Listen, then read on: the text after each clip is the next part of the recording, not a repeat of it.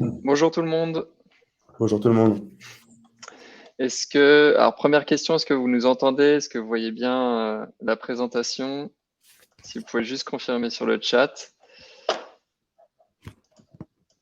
Et en tout cas, bienvenue à tous.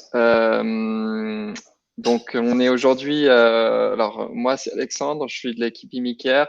Je pense que je connais la majorité d'entre vous. On est aujourd'hui avec notre partenaire Promis et on va discuter donc de congé parental. Pas seulement congé maternité, hein, j'ai bien dit congé parental, et de vos droits et des démarches à réaliser pour vous, ostéopathe, en tant que professionnel libéral, ce à quoi vous avez droit, comment est-ce que vous êtes couvert et quelles sont les démarches à réaliser pour obtenir ces couvertures et qu'est-ce qu'il faut faire en plus pour être encore mieux couvert. Donc, sans rentrer dans le détail du sujet, je laisserai la parole à Olivier qui va nous présenter ça.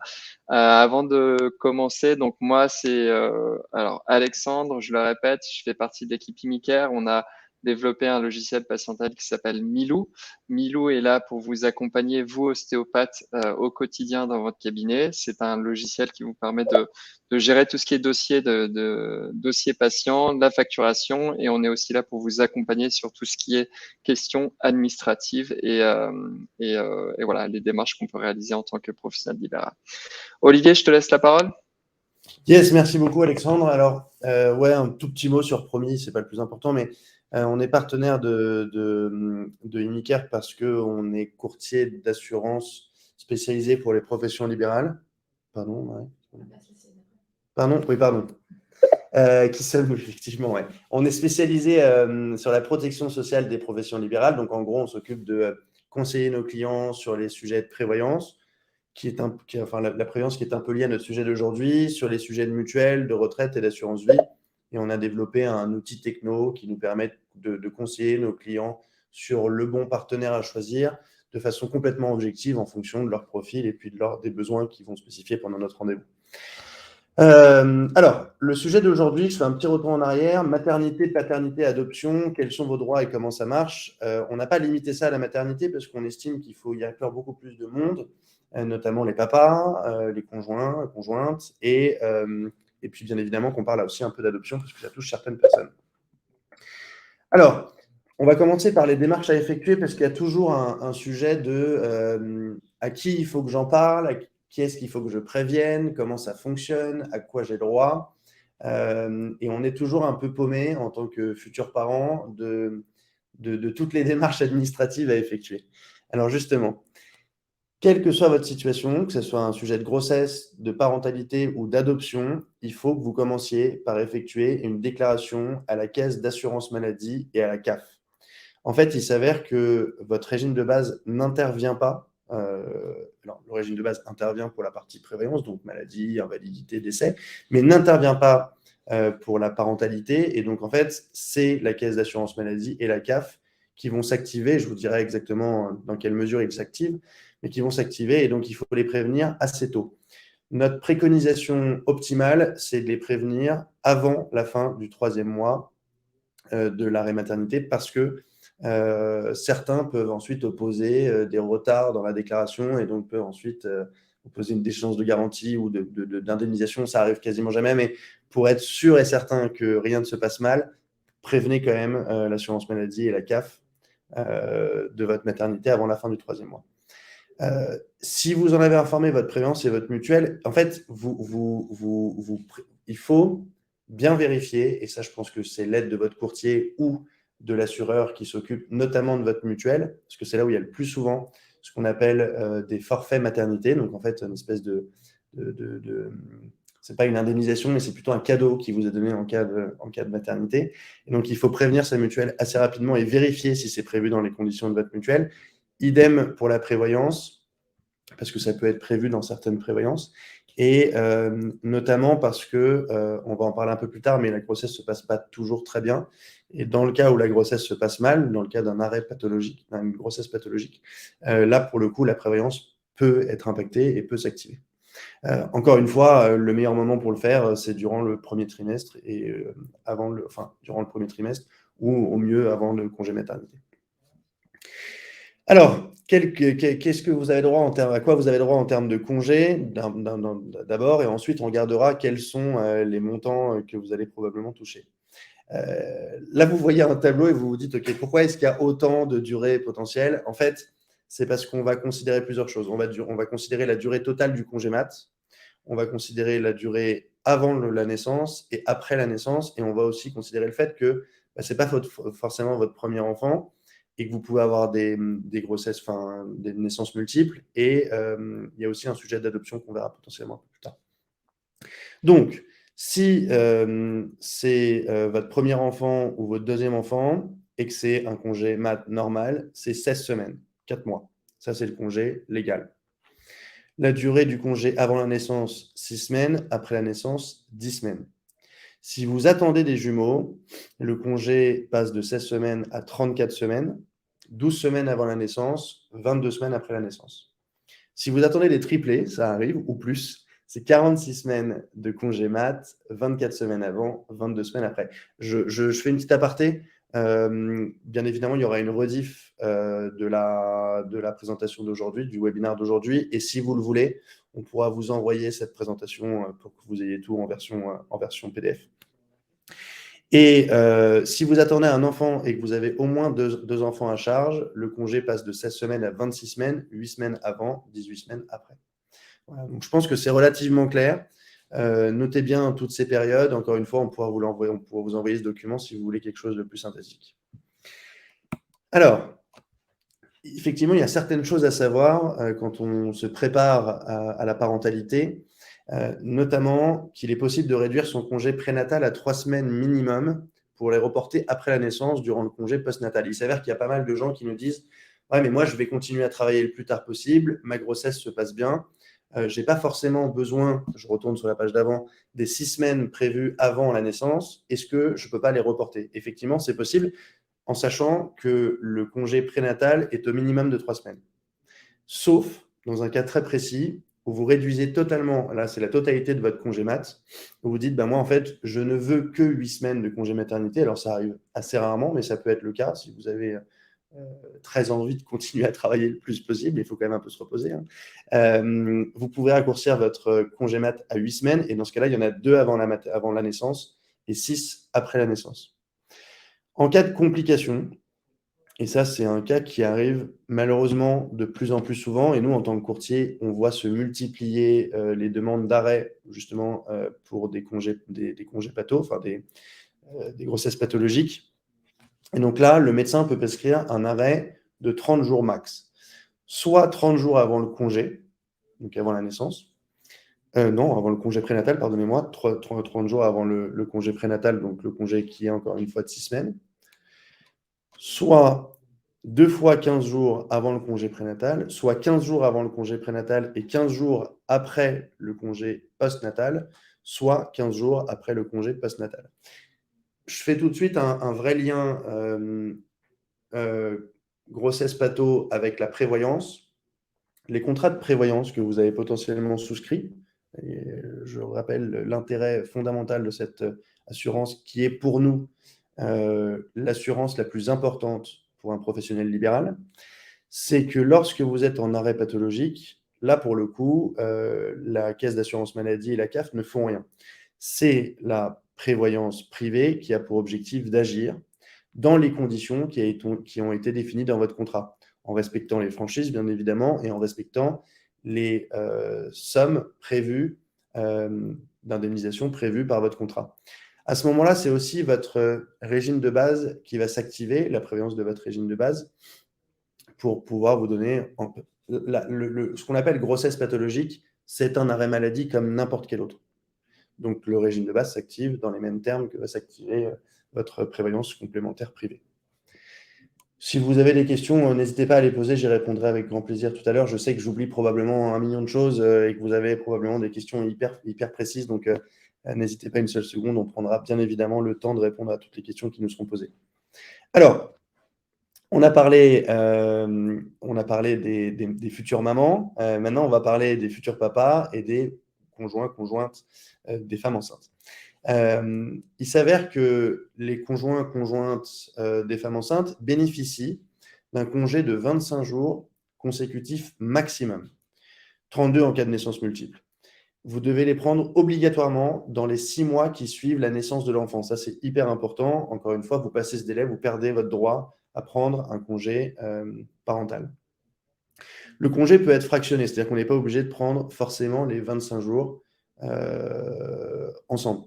Vous pouvez faire une première période obligatoire d'1 semaine à compter de la naissance de l'enfant et ensuite 3 périodes d'au moins 1 semaine chacune. Donc, c'est quand même très important que vous le sachiez. Je pense que c'est relativement clair aussi. Si vous adoptez, vous bénéficiez d'un congé de 12 semaines.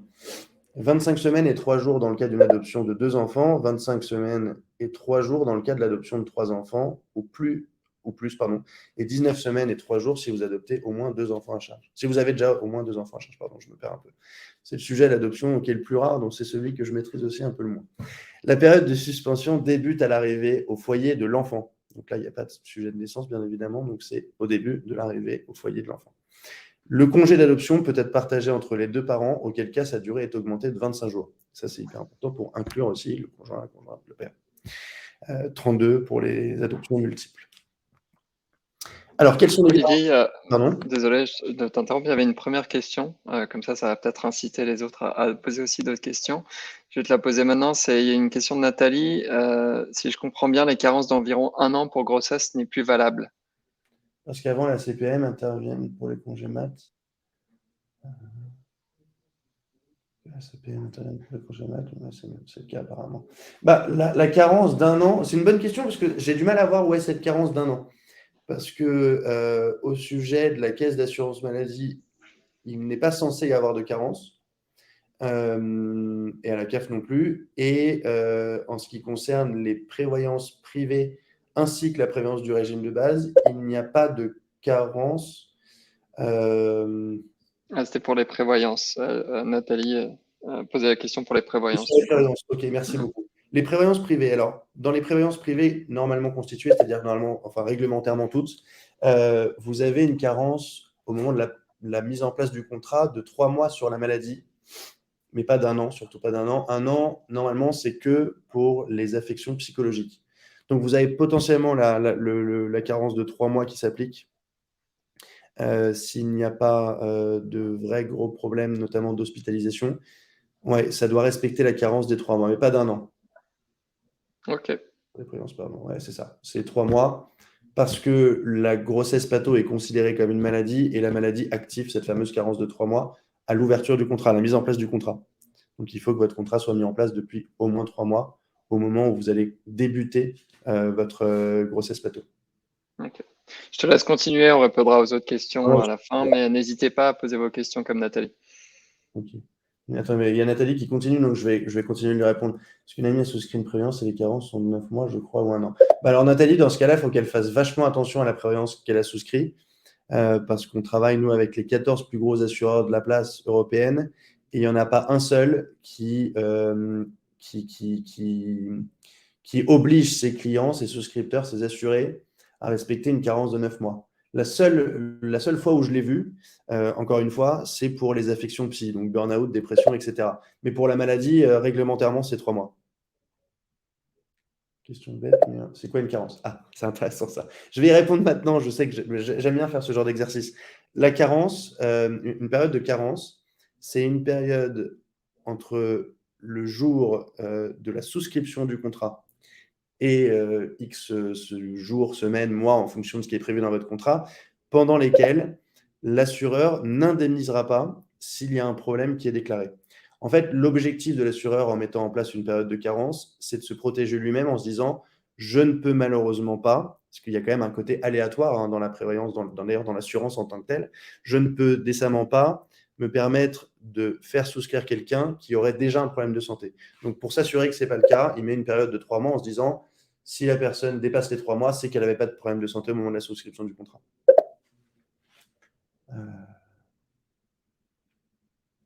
Non, Nathalie. J'ai ouvert la boîte de Pandore, désolé pour Ouais, toutes non, les c'est pas questions. grave, c'est pas grave. Nathalie, normalement, les carences n'ont pas changé, hein. Les carences ont toujours été de 3 mois. En tout cas, moi, ça fait 12 ans que je fais de la prévoyance et ça fait 12 ans que les carences sont de 3 mois. Donc, je trouve ça extrêmement bizarre. Non, mais je ne pense pas que ce soit le cas. Je vérifierai, puisque vous me mettez un énorme doute avec toutes ces questions. Je vérifierai quand même, mais je ne crois pas que ce soit le cas. En tout cas, dans les contrats qu'on propose, je vous confirme que ce n'est pas le cas. OK. Top, parfait. Bon, je crois que j'ai répondu pour l'instant à toutes les questions qui ont été posées. On va s'intéresser aux garanties, donc aux montants d'indemnisation qui sont prévus justement en cas de grossesse. On ne parlera pas de grossesse pathologique parce que là, c'est différent en fonction de toutes les prévoyances privées qui ont été souscrites. On va surtout parler de la grossesse qui se passe de façon normale, si je puis dire, et donc de ce qui est prévu par l'assurance maladie. En cas de congé maternité, les indemnités journalières, donc ce que vous touchez tous les jours, c'est 56,35 €. Donc, je vais faire le calcul, puisque je suis vraiment très nul en maths, de le multiplier par 30, qui est la durée normale d'un mois considérée par les assureurs et par l'assurance maladie. Donc 30 fois 56,35, ça fait 1 690,50 € par mois. Donc pendant les 4 mois du congé mat. En plus de ça, vous touchez 2 allocations forfaitaires de repos maternel qui sont l'une et l'autre de 1 714 € de façon ponctuelle, donc c'est versé en one shot, qui sont versés au 7e mois de grossesse et à la naissance de l'enfant. Donc 1 690 € plus, si on voulait vraiment faire du mensuel, donc divisé par 4, c'est 1 714 € fois 2 divisé par 4, j'aurais pu le diviser par 2 directement. 857 plus 1690. En gros, ça fait que chaque mois, vous touchez, si on faisait un lycée sur 4 mois, 2 547 € par mois. En cas de congé parentalité, vous avez une indemnité journalière qui est prévue aussi de 56,35 €, comme pour la maman, pendant la durée légale du congé qui est de 25 jours. Après, en cas de naissance multiple, un peu plus. En cas de congé d'adoption, c'est exactement le même système. Indemnité journalière 56,35 € pendant tout le congé légal. Et il y a pour le coup une seule allocation forfaitaire de repos maternel de 1 714 €. Je reviens sur un point assez important, parce que je fais souvent le parallèle avec notre métier de courtier. En fonction, alors pour le coup, la carence, logiquement, ça doit être 3 mois. Encore une fois, je ferai la vérification. En revanche, en ce qui concerne l'activation de certaines garanties particulières, pour le coup, tous les assureurs sont différents. Si vous passez chez un assureur, il y aura ou il n'y aura pas d'indemnité prévue pour des grossesses normales, où tout se passe bien. Dans la plupart des cas, c'est exclu du contrat parce que ce n'est pas considéré comme un arrêt maladie, donc ça n'active pas le contrat de prévoyance. Certains assureurs, pour attirer plus de clients, intègrent une garantie bonus, qui n'est pas optionnelle, qui est intégrée dans leur contrat, mais qui est un peu bonus, qui prévoit que la future maman, pendant son congé maternité, encore une fois normal, touchera, si je ne dis pas de bêtises, en une totalité de 3 500 € sur les 4 mois de grossesse. Attention, parce que en général, quand il y a ce genre de garantie bonus dans les contrats, ce n'est pas un bonus gratuit, c'est généralement un bonus qu'on paye très cher. Donc, il est hyper important de pouvoir avoir la vision sur les assureurs qui le proposent et ceux qui ne le proposent pas, et de comparer les autres garanties et bien évidemment le montant de la cotisation mensuelle, parce que de temps en temps, ça peut être complètement inintéressant. Voilà, je vais faire mon aparté prévoyance privée. Ouais, je répondrai à la fin aux questions qui viennent d'arriver. Donc, j'ai un peu répondu, pardonnez-moi, je suis allé un peu vite, mais j'ai un peu répondu à cette question avant l'heure, donc je vais juste faire un petit résumé. Le congé pathologique est considéré, bien évidemment, comme je vous disais, comme un arrêt de travail au titre de la maladie. Il n'est pas pris en charge par la CPAM, mais par votre régime de base, donc la CIPAV, et par les contrats privés. Malheureusement, la CIPAV ne verse aucune garantie en cas d'arrêt de travail et ne couvre pas non plus vos frais professionnels. Donc ça, c'est très mal fichu. Il est donc nécessaire d'avoir un contrat de prévoyance complémentaire pour vous permettre de recevoir des indemnités en cas de congé pathos. Mais en fait, il est nécessaire d'avoir un contrat de prévoyance en ce qui vous concerne vous, en cas de congé pathos, mais en cas de n'importe quel arrêt, parce que votre régime de base, malheureusement, est extrêmement faible. C'est probablement un des plus faibles en France. Ça fera on a déjà fait un webinaire, si je ne dis pas, sur la prévoyance des ostéopathes. Donc, c'est à retrouver dans un replay qui est déjà passé et qu'on pourra vous retransmettre si vous le voulez. Alors, ce qu'on aime bien faire avec Marie et avec mes associés, c'est quand on fait un webinaire, de donner des exemples hyper concrets. Comme ça, on sait que vous pouvez vous dire, OK, ça pourrait être moi, donc OK, je comprends bien le sujet. Donc là, on a pris le cas de Marie, qui est ostéopathe de 35 ans, qui est mariée, qui a un enfant de 5 ans et qui est enceinte de son deuxième enfant, à son propre cabinet et cotise en classe C. La durée légale de son congé mat, comme c'est son deuxième enfant, c'est 16 semaines, comme vous l'avez bien compris. Et durant la durée légale du congé maternité, Marie touchera une indemnité de 56,35 € par jour, donc 1 690,50 €, plus 2 fois le forfait naissance versé par la Sécu de 1 714 €. En cas d'arrêt pour grossesse pathologique, aucune indemnité pendant la durée de son congé patho si elle n'a pas souscrit de prévoyance privée. On a le cas ensuite de Thomas, qui est ostéopathe, qui a 27 ans, qui est futur papa de son premier enfant, qui est en remplacement et qui gagne 32 000 € de chiffre d'affaires. La durée légale, pour ceux qui ont bien suivi, est de 25 jours pour son congé pat. Et pendant son congé paternité, il va toucher une indemnité par la Sécu qui est de 56,35 €, comme pour la maman. Alors justement, je suis toujours hyper rapide, mais parce que je pense que le sujet est finalement pas si complexe que ça quand on comprend tous les tenants et aboutissants. Quand on a compris qu'il y avait juste l'assurance maladie qui agissait à hauteur de 56,35, que vous soyez le maman, la papa, la conjointe de la maman, pendant des durées qu'on a expliquées et qu'on vous transmettra bien évidemment. Je pense que ce qui est important, c'est toutes les petites questions qui peuvent... Je fais souvent des rendez-vous avec les différentes professions libérales et en fait, on se rend compte qu'il y a beaucoup plus de questions que ce qu'on pourrait imaginer. Donc, ce que j'aimerais bien, voilà, justement, ça, c'est une super bonne question. J'aimerais bien que vous puissiez me poser les questions que vous pourriez imaginer. Alors, il y a Elisa qui disait, Elisa, il peut aussi y avoir des jours de carence dans les contrats de prévoyance selon si tu es hospitalisé, si tu as une patho, ça fait des années que tu as une prévoyance, tu peux les négocier avec ton assureur dans ton contrat. C'est tout à fait vrai. Alors, les carences, encore une fois, de façon normale, réglementaire, si je puis dire, c'est 3 mois en cas de maladie, 0 en cas d'hospitalisation, 0 en cas d'accident. En gros, si ça n'est pas prévisible, c'est automatiquement indemnisé par l'assureur, même si vous avez signé votre contrat la veille ou l'avant-veille. Attention à ne pas mélanger, parce que je vois que ça peut être négocié avec l'assureur, attention à ne pas mélanger carence et franchise. La carence, comme je vous le disais, c'est le nombre de jours entre le moment où vous souscrivez le contrat et 3 mois plus tard pour la maladie, pour que l'assureur considère que si vous déclarez quelque chose, ça sera indemnisé. La franchise, et ça se négocie dans n'importe quel contrat, et d'ailleurs ça coûte de l'argent, je veux dire, plus vous voulez que la franchise soit basse, plus la cotisation va augmenter. La franchise, c'est le nombre de jours pendant lesquels l'assureur ne commencera pas à indemniser au moment de la déclaration d'un sinistre. Imaginons que vous disiez à votre assureur, je suis malade, et qu'il y ait une franchise de 15 jours dans votre contrat de prévoyance, ça veut dire que l'assureur commencera son indemnisation à partir du 16e jour. Et ça, c'est négociable, c'est challengeable en fonction des assureurs. Le minimum en cas de maladie, c'est 7 jours. Le minimum en cas d'hospitalisation et d'accident, c'est 0 jours. Donc, vous pouvez prendre un contrat en 7-0-0, on appelle 7-0-0, 7 maladies, 0 hospitalisation, 0 accident, mais ça coûte bien évidemment beaucoup plus cher que quelqu'un qui prendrait un contrat avec 30 jours de franchise en cas de maladie, 30 jours en cas d'hospitalisation, 30 jours en cas d'accident. Comment cela se déroule en cas de perte du bébé? Et ben, c'est une très bonne question. À la suite du décès de votre enfant, bien évidemment s'il est âgé de moins de 25 ans, vous pouvez bénéficier sur demande d'un congé de deuil.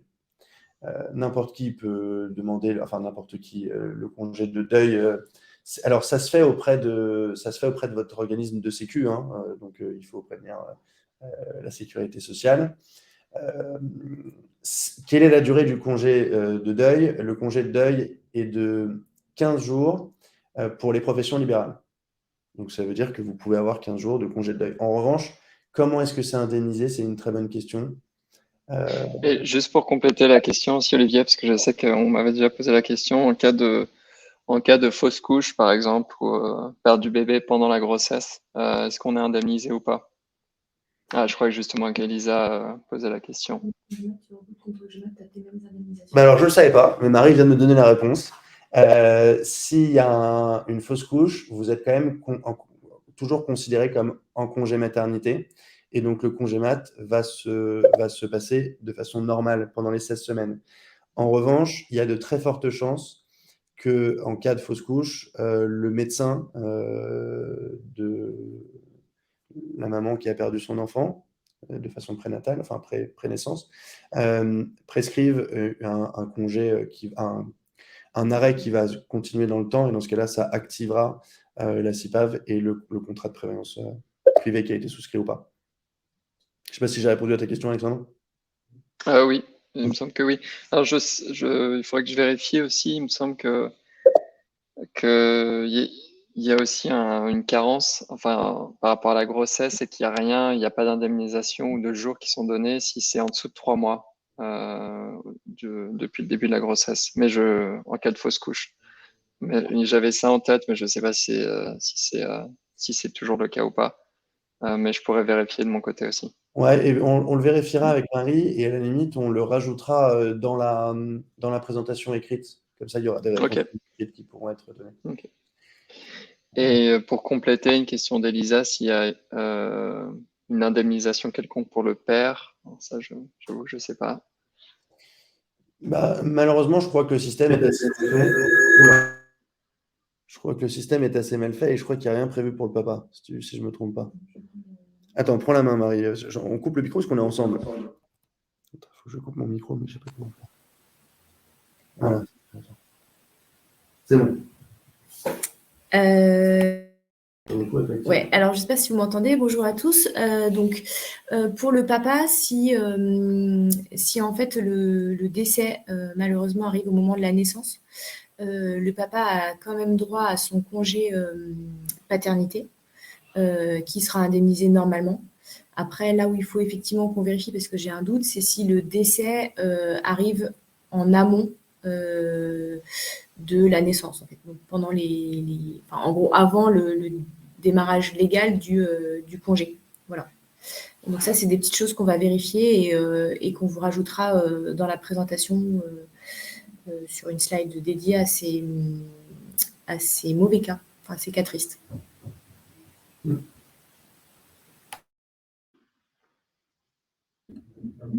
Est-ce qu'il y avait d'autres questions? Ok, top. Présenter. J'avais éventuellement une question aussi pour toi, Olivier. Est-ce que vous m'entendez déjà bien? Et est-ce que vous avez des questions?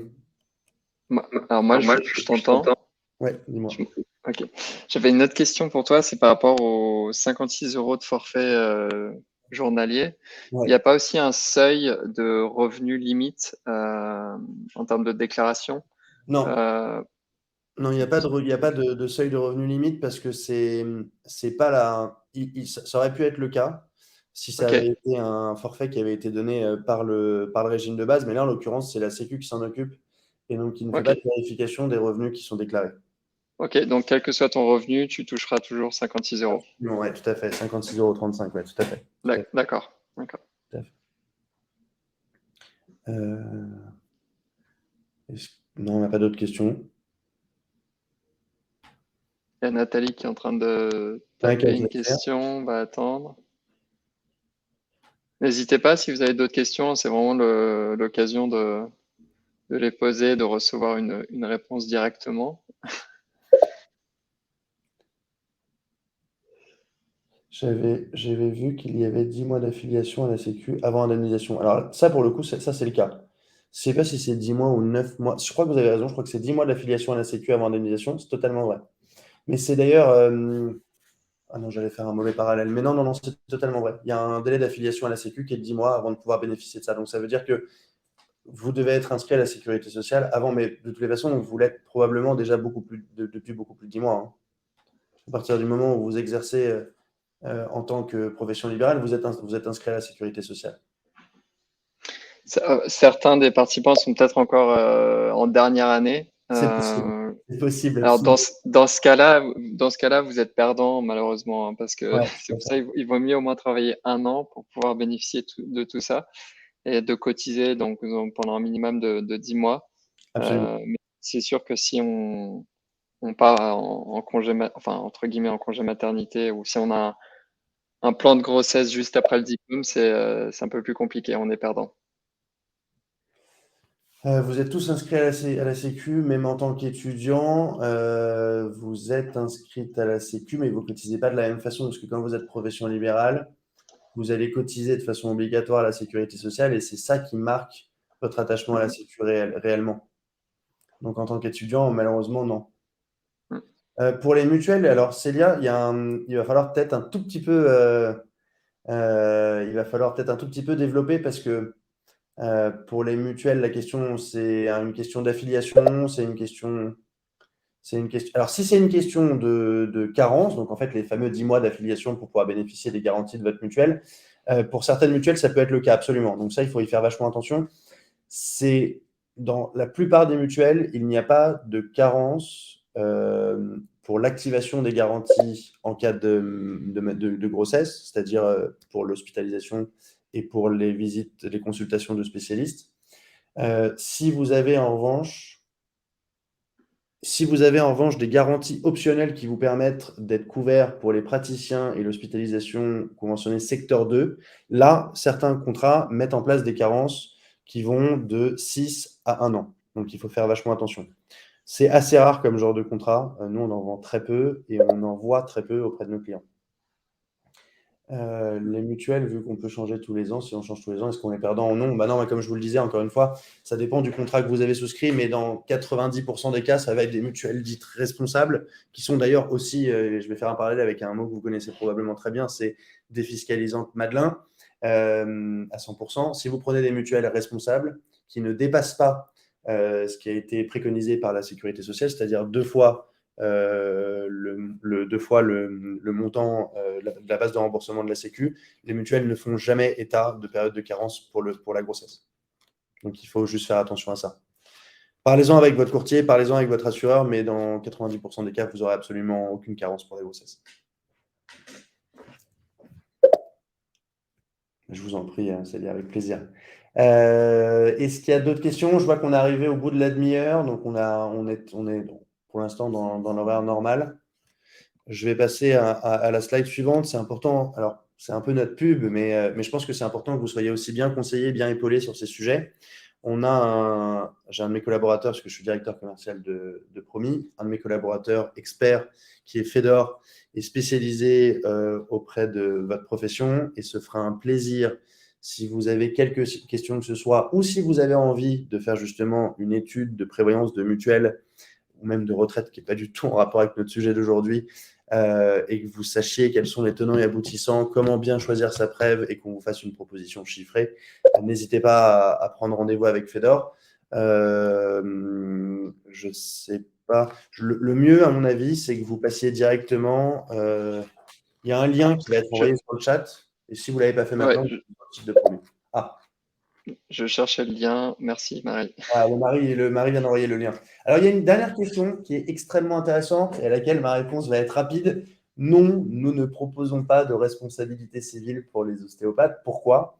Parce que quand on a créé Promis il y a maintenant un peu plus de 4 ans, la question qu'on s'est posée, c'est est-ce qu'on peut savoir tout faire bien? Et la réponse a été rapide, c'est non. Les gens qui font tout ne le font pas forcément très bien. Et donc, on s'est limité aux assurances de protection sociale. Donc, encore une fois, mutuelle, prévoyance, retraite et assurance vie. Et on laisse les spécialistes de la responsabilité civile s'occuper de ce sujet. Et vous avez des très, très bons spécialistes. Voilà. Donc, on ne pourra pas vous aider là-dessus. Et pour l'instant, ce n'est pas dans nos plans d'ajouter ça à notre gamme de produits. Voilà, donc Marie a posté le lien pour prendre le rendez-vous avec Fedor. Donc, n'hésitez pas si ça vous intéresse. Et puis, si post-webinar, vous vous dites, tiens, j'aurais peut-être dû, et ben, vous pouvez toujours aller sur le site de Promis, donc www.promis.fr, et prendre un rendez-vous en direct sur le site. Super. Écoute, Alexandre, je pense qu'on va s'arrêter ici. Merci Marie, merci Olivier pour Plaisir, le contenu. merci à Inika d'avoir organisé ce webinar. Avec grand plaisir. Et du coup, le lien est aussi. Alexandre a été déconnecté, donc je pense qu'il allait dire que le lien est disponible sur le site d'Imicare pour le replay de ce webinar. Donc, n'hésitez pas à aller bien évidemment faire un tour sur le site d'Imicare si vous voulez revoir tout ou partie de notre discussion d'aujourd'hui. On vous souhaite de passer une excellente journée. Merci infiniment à tous ceux qui étaient présents et puis à très vite. Au revoir.